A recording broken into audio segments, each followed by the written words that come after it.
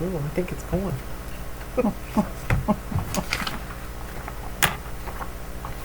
This is podcast number 6. This is Margaret Ann Rule, Ohio State Grange Legislative Director. And I'm Sue Roy, President of the Ohio State Grange. And this is the Buckeye Pulse podcast, number 6, and we're going to talk about scams today. At our last podcast, we talked from the legislative conference that we had.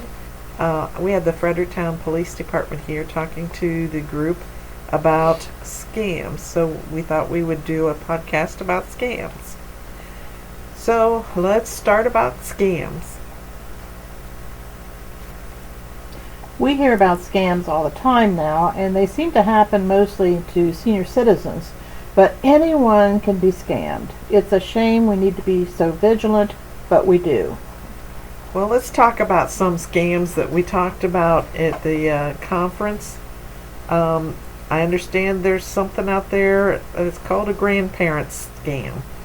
Yeah, and that's when the children or grandchildren they think are calling, the grandparents think that they're calling them to say that they're in trouble or they've been arrested and they're asking for money, and they go into great length about getting a gift card to get to them so they can get out of jail. And of course it's, fake. We were talking about a particular person who they had called and they said her grandson was in jail and she needed help, and of course her grandson was sitting at the table with her, so she knew it was a scam. But a lot of people, they fall for it because they get excited and worried, and so that's one you got to watch out for. Well, and then you mentioned sweepstakes, like Publishers Clearinghouse. Yeah, and I have a friend that they called her and said that she'd won money, $5,000 a week for life, and they asked her for money or a processing fee. If there's anything like that, don't just hang up. It's not real. Publishers Clearinghouse would never ask for an upfront fee. And you do have to be careful too about some of these people that say they're Publishers Clearinghouse, and they want to know when you're going to be home so that they can bring the prize patrol to your house. Well, they can kind of figure out when you're not going to be here, and then when you're not there, they break into your house. So you have to be really careful about what kind of information you're giving out. That's very important, which brings us to the IRS. IRS, believe it or not, can be scammed.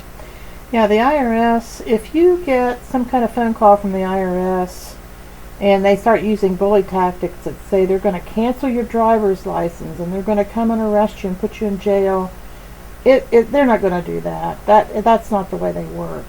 They send you a letter first, and they may call you after you don't respond, but they already have all your information. They don't need for you to give them information that they already have.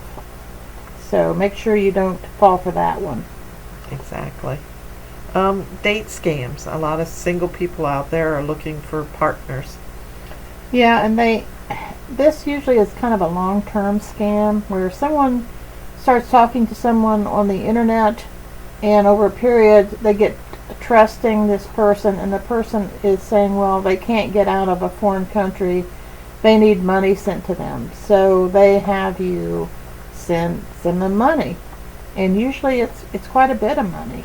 My mom had a friend who was scammed out of about $45,000 because she was trying to help someone escape somewhere, and they needed money for a passport and money to fly, and it never transpired. So you have to be really careful about, like I say, what you're doing about your information that you're giving out.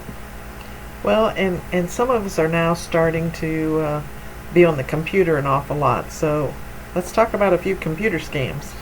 Well, I've had this happen to me where your screen gets all lit up and it says, don't shut this off. If you do, you'll have a virus. Well, these people are trying to hijack your computer and to put a virus in there, so you have to pay them to take it off. The problem is they don't really take it off.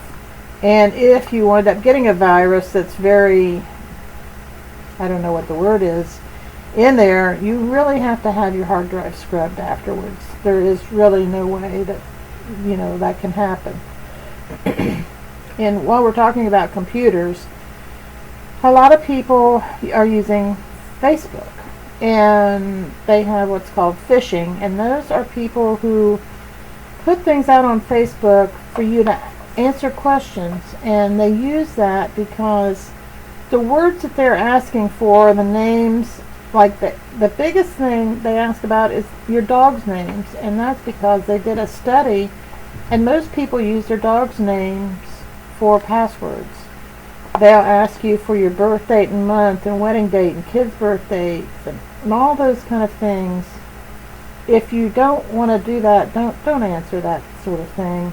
And there's even a program that they use in phishing that if you look at a lot of different pictures, there will be pictures and you will click on that picture and there's actually a virus in that picture.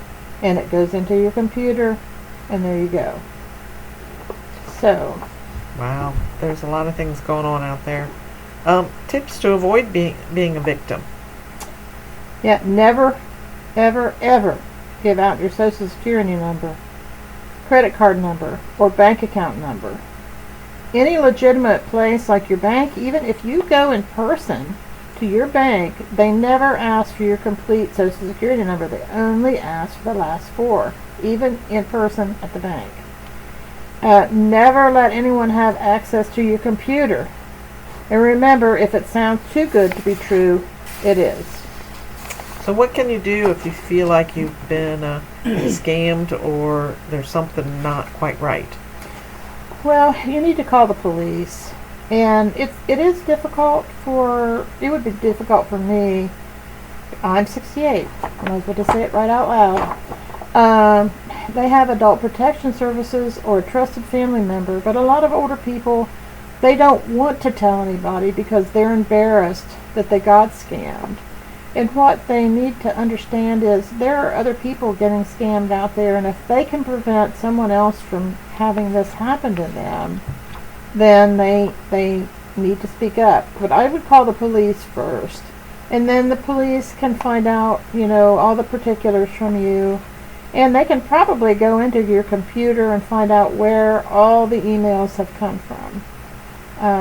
That's the one thing that they don't count on, is actually having someone look at your computer or tell your son or your daughter or your husband or somebody that's trusted that this has happened to you. That's right. And don't ever be embarrassed. No. It happens to a lot of people that are a lot smarter than me. That and it also helps the police to notify your neighbors or other organizations, right, of what's going around. Is the IRS scam going around? Is the sweepstake going around? So yeah, there's a lot of things to think about on these scams. And these scams are all about money. They want to get money from you, and we jokingly said, gee, if they could use these powers for good, wow, wouldn't it be great?